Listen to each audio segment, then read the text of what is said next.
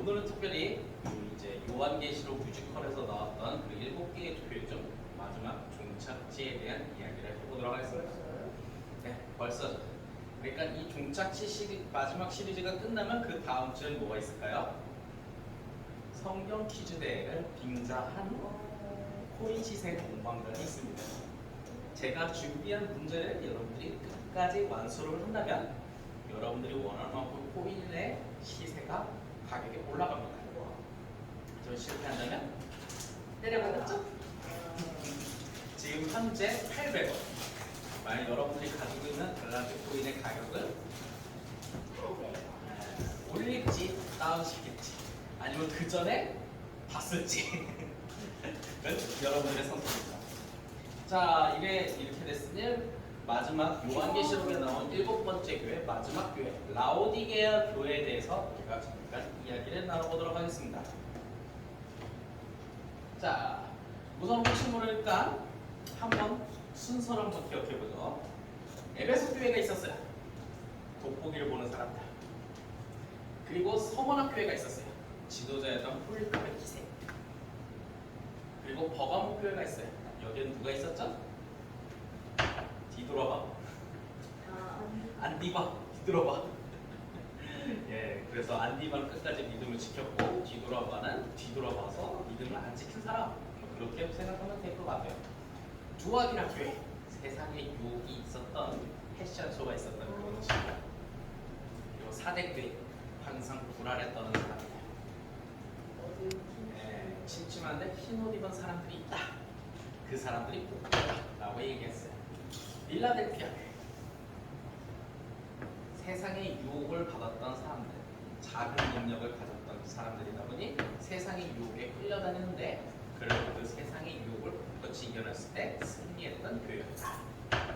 이제 마지막 라오디게아 교회 이야기를 해보려고 해요. 자, 라오디게아 교회 처음 말씀 시작할 때 이렇게 말합니다. 라오디게아 교회의 사자에게 편지하라. 아멘이시오, 충성되고 참된 증인이시오, 하나님의 창조의 근본인 이가 이르되. 여전히 말을 참 어렵게 하고 있습니다. 근데 우린 이분이 누군지 알죠? 바로 그 사람은 예수님이에요. 그냥 쉽게 예수님이 편지했다 이렇게 말하면 좋겠는데 그렇게 하지 못한 속사정은 여러분들이 아실 거예요. 열심히 편지를 써서 장구는데 그때 당시엔 컴퓨터 작업하는 게 아니잖아. 컴퓨터 작업하고 출력하고 딱 보냈는데 빛 찢으면 거기 다시 출력하면 되잖아. 그때 다 손으로 썼어. 열심히 정성스레 손으로 다 썼고 딱 이제 우편을 보내는데 잠깐 기다려. 그 우편물 내가 한번 읽어보자. 누구? 로마 군인이 검열을 한 거예요. 얘가 편지를 잘 썼나 못 썼나.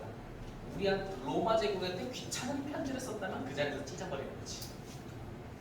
그래서 어쩔 수 없이 편지를 썼던 사도 요한은 유대인들은 쉽게 이해할 수 있는 용어와 쓰지만 로마인들은 살짝 이게 뭐지 하는 그런 편지들을 용어를 구분할 수밖에 없었던 현실이 있었어요. 그래서 유대인들이 잘 아는 예를 들어서 이사야의 내용이나 예레미야의 내용이나 에스겔의 내용 같은 선지서, 예언서에 있었던 그리고 다니엘서와 같은 그런 용어들을 적절하게 써서 내용을 전달하고 있었죠. 그렇게 해서 이제 이 편지 라오디게아 교회한테 이제 편지를 합니다. 자, 그런데 이 라오디게아 교회에 대해서 이렇게 말합니다. 내가 내 행위를 아노니. 예수님이 라오디게아 교회 이들이 어떻게 사는지를 알아. 근데 이렇게 말해. 내가 차지도 아니하고 뜨겁지도 아니하도다. 자, 이 말은 무슨 뜻인가 하면 글쎄 참 타이밍 맞는지 모르겠는데 혹시 그 새만금에 있었던 잼버리 이벤트는 여러분들이 다 아실 거라고 생각해요. 거기서 어떤 장관님이 와서 물이 잘 나오나 딱 틀어봤는데 뜨거운 물이 나옵니다. 그리고 그 장관님은 온수네라고 했지. 사실 그게 진짜 온수가 나오는 걸까? 아니죠. 햇볕이 너무 뜨거우니까 원래 차가운 물이 올라오는 도중에 다 데펴진 거예요. 그걸 온수라고 표현하신 건 조금 눈치가 없으신 것 같긴 한데 라오디게아 교회도 마찬가지예요.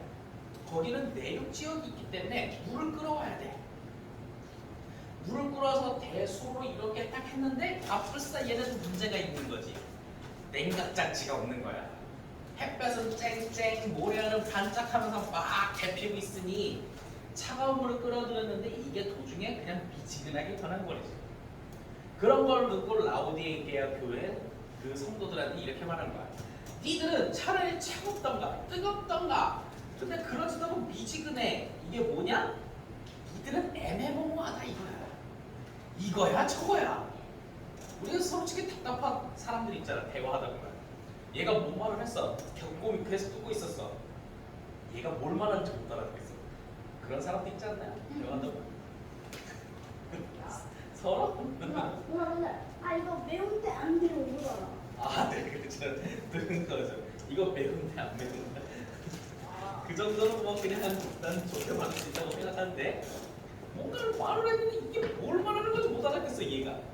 그런 사람들. 그러니 솔직히 그런 물을 먹어봤어. 먹어보니 느낌이 어때? 먹고 싶어? 뱉어버리지. 느낌이 안 좋아. 그래서 예수님께서 말하기 너희가 애매모호한 너희들 내가 입에서 토해버릴 거야. 이거 뭔 뜻이겠어? 맞았다. 버린다는 거지. 속된 말로 하지. 차갑지도 아니하고 뜨겁지도 아니하고다 내 입에서 너를 토하여 버린다. 그러면 안 돼. 차라리 이거나 저거나 둘 중에 하나만 해.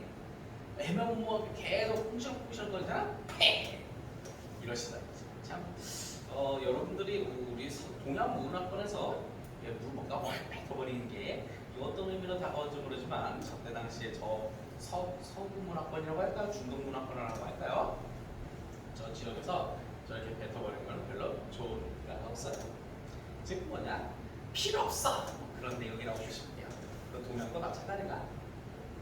자, 그러니 내가 너를 권하노니 야, 너는 차라리 그렇게 할 바에는 차라리 안약을 사서 눈에 발라!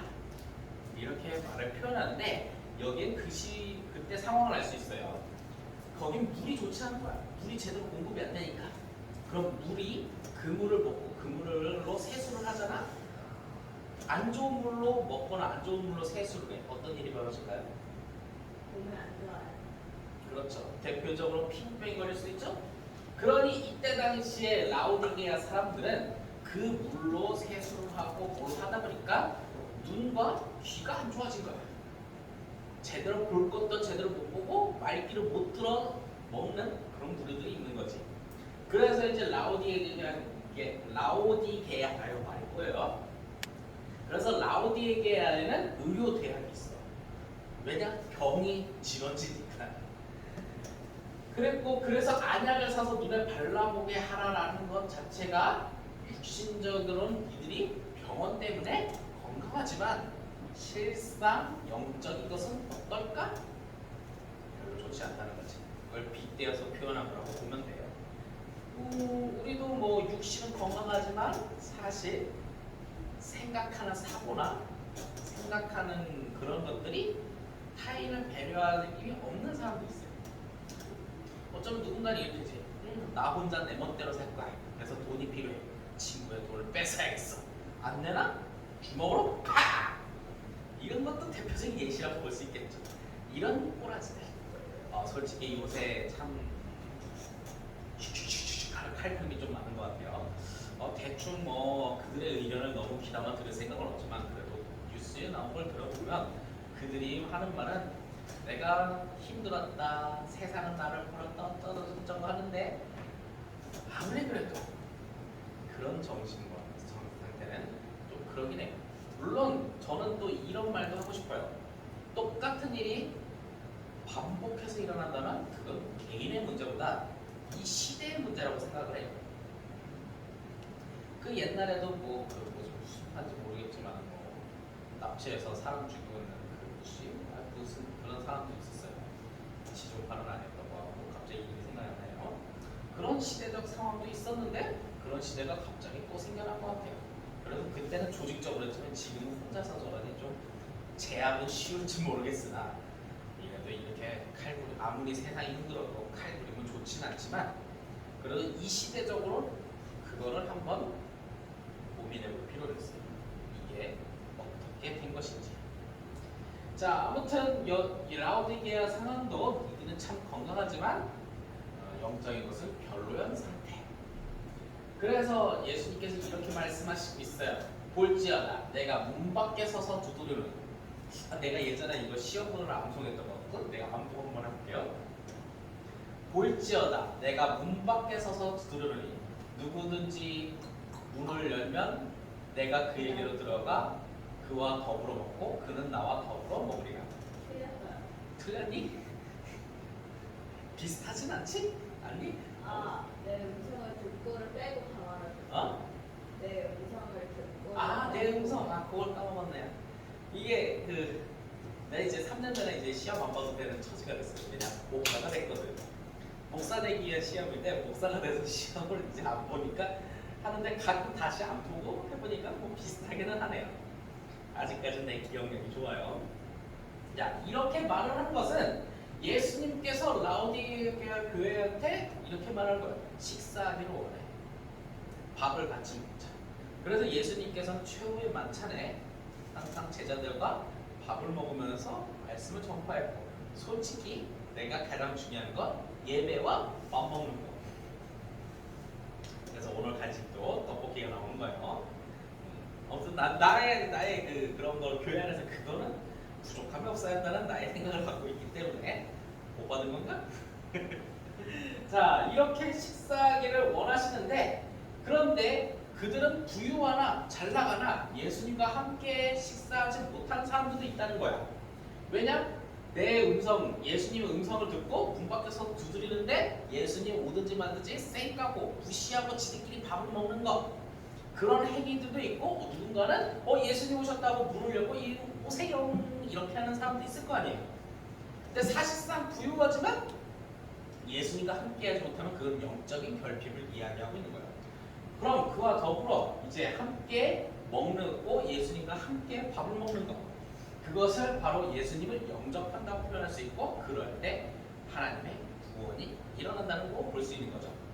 자, 그러니 여러분들께 이런 질문을 드릴 수밖에 없죠.